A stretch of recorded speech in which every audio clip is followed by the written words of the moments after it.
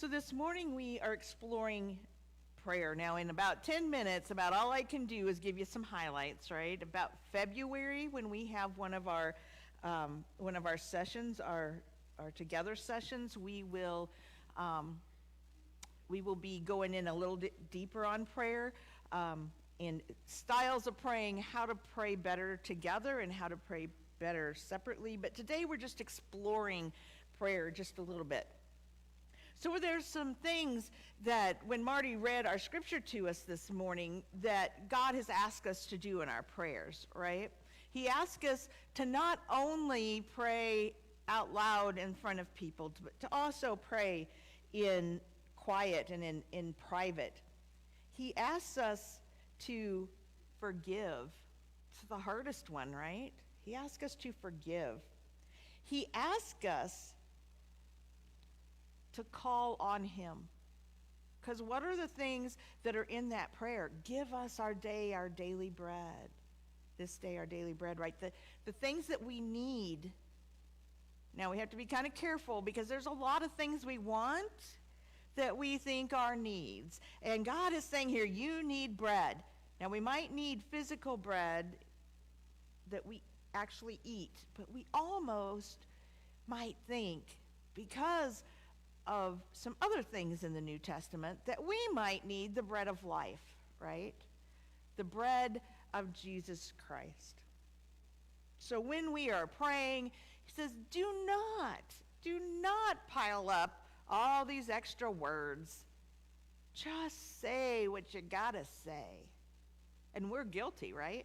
We're guilty of just like talking all around us, all around what we want, what we need, how we need to cry out to God. We talk all around it, and sometimes we never quite get to the point we need to make, right?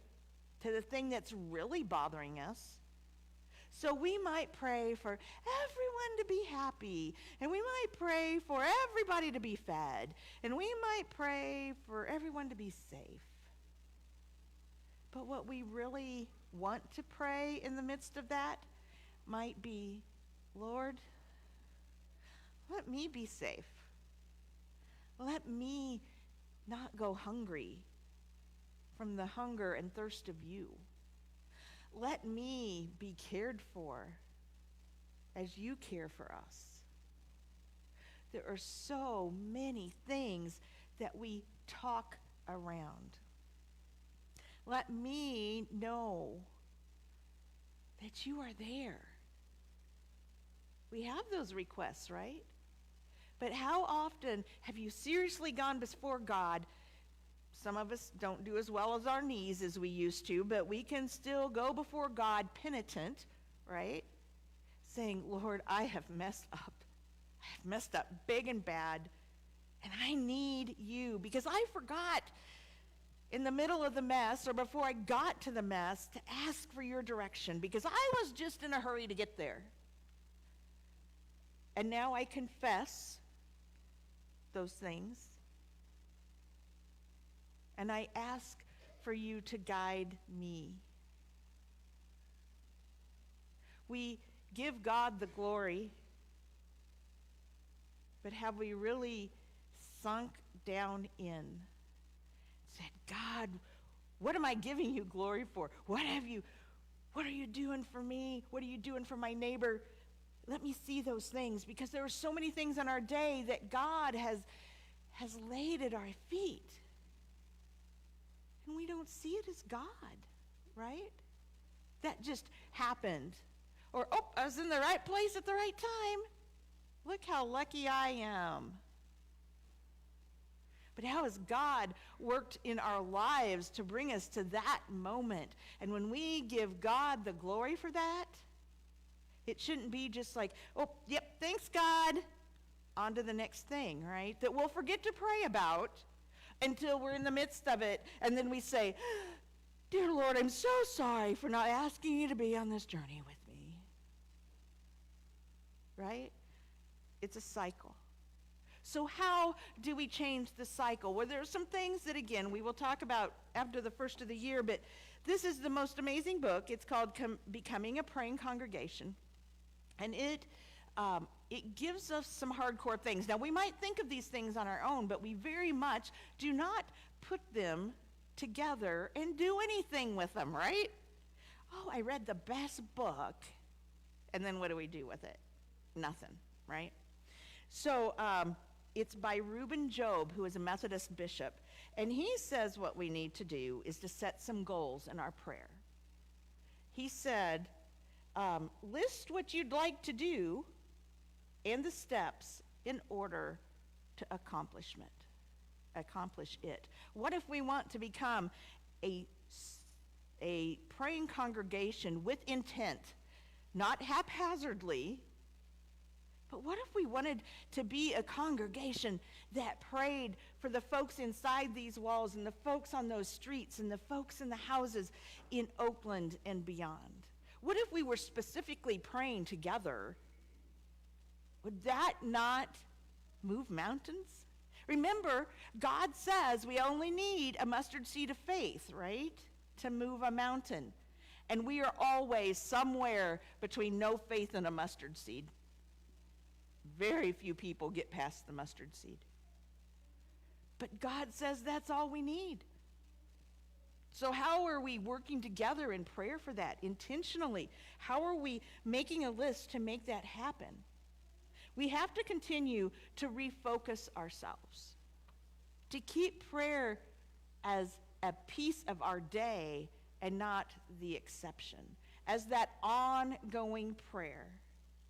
And like I said earlier, some days we just say, "Dear Lord," or "Oh my God," or whatever it is, whatever we need to utter, and we don't have words to go farther than that. Because our pain is too deep, or our joy is too high, or we just don't know what comes next. We have come to a loss. What tools do you have in your toolbox to keep you on track? We're going to work on that. Because God has called us to pray, not only for ourselves, but for each other, for those things that are hard to do without God. Forgiveness, for grace. God gives us folks in our lives who might push our buttons. And it's him saying, "Come back to me and let's walk this walk together. Let me help you through this because this person needs you. And through you, this person will find me." How are we making room for that in our lives if it's not through prayer? We can put it on the schedule. And I think I've talked to you guys about a little bit about some of the things I did on renewal, but one of the things was a different block system than so many others have told me I need to use in when am I productive. And this one is great. It's amazing. And it's helped me develop a productivity space that I cling to. And I get probably 3 times more stuff done in 5 or 6 hours than I was getting done in 12 before, because I'm focused in that time. But what I've been told in the midst of that, not only by, or especially by my spiritual director, was don't use all that time for work. Don't use all that time for your personal life. So we have red, yellow, and green zones, right? If you're only giving God your prayers, your attention in the red zone, what are you giving God? The leftovers, right? Well, God, it's the end of the day and I'm too tired, but yeah, thanks. Or, I don't know about you guys, but I'm running around in the morning going, "Dear God, help me have a great day."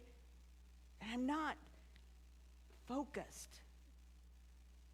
So they said, make sure that you take some of your good time each week. So for me, that's between 10 o'clock in the morning and 4 o'clock in the afternoon. That's when I am most productive. I need to take some of my green time every week for God. That's hard, because we don't see that as productive, right? But it is. It is productive because as people of faith, it helps drive us forward. It helps move us in the direction God would have us to move, because we are concentrated in those moments, we are focused in those moments, and we are aware of the very presence of the divine. What better way is there to go about our day, to go about our week, than in the midst of that? See, God has given us great things. God has given us ways to be together, ways to be apart. He has given us a way to communicate with him, not only verbally, but with our thoughts and with our hearts. One of the gifts that he has given is that of his Son. And that our prayers to Christ are answered as well as the prayers to the Father. What an amazing, amazing gift that is. That we have this gift of bread and cup that nourishes us, that takes us through the next step into our tomorrows, knowing that we are loved, we are cared for, and we are lifted up in the name of Jesus Christ.